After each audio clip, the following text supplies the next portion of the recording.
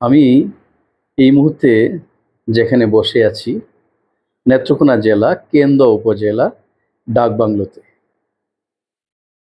আগামীকাল সকাল ৮ ঘটিকায় কেন্দুয়া উপজেলা সদর হাসপাতাল নিয়ে আমার একটি লাইভ প্রোগ্রাম আছে।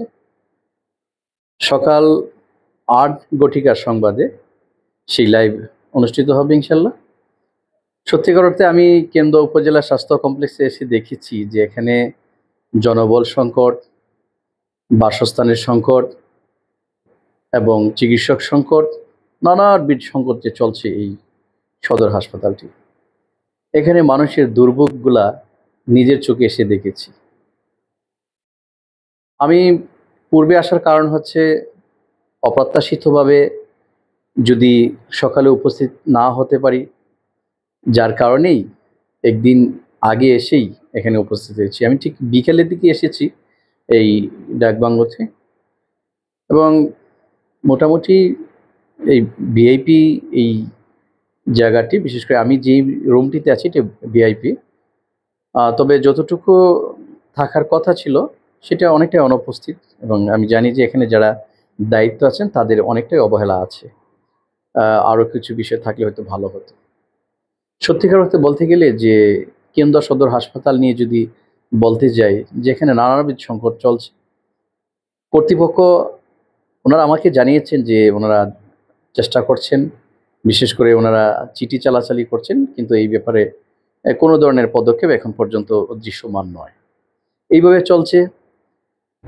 আর আরেকটি কথা হচ্ছে, আমরা যারা সংবাদ করতে কোথাও যাই, এখানে আমাদের বিভিন্ন জায়গায় আমাদেরকে অবস্থান করতে হয় এবং আসলে সংবাদকে লালন করতে, ধারণ করতে আমাদের অনেক ধরনের আসলে সত্যিকার অর্থে ত্যাগ করতে হয়। আমি এখানে এসে যা বুঝতে পেরেছি যে এই সংবাদ সত্যিকার অর্থে করতে গেলে আমাদেরকে যে পরিশ্রমটা করতে হয় এবং যে চিন্তাগুলো করতে হয়, সেটা আসলে সত্যিকার অর্থে যেমন আনন্দদায়ক এবং কষ্টও বটে।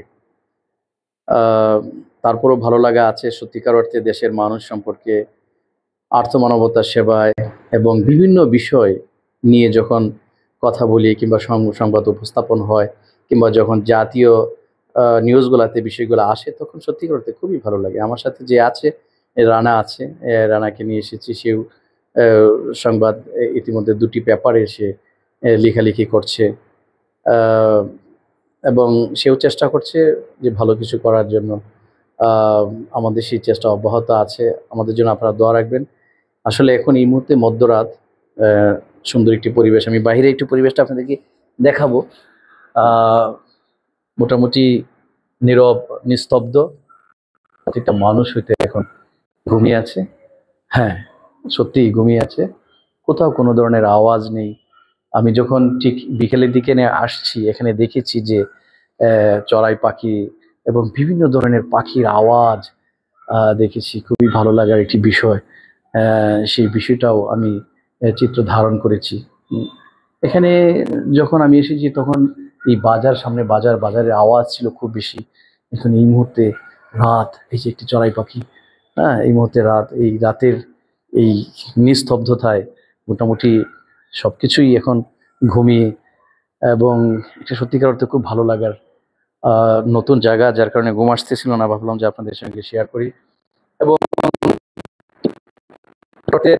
বলতে গেলে যে এটা একটা নতুন ধরনের একটা অভিজ্ঞতা সঞ্চার হয় আমরা যখন বিভিন্ন জায়গায় সংবাদ করতে গিয়ে বিভিন্ন মানুষের সঙ্গে উঠা বসা করি, কথা বলি কিংবা বিভিন্ন ধরনের সংবাদকে আমরা নিয়ে আসি, তখন আসলে নতুনের বিভিন্ন ধরনের যে অভিজ্ঞতা, সেই অভিজ্ঞতাগুলা আসলে সত্যিকার অর্থে খুবই ভালো লাগে।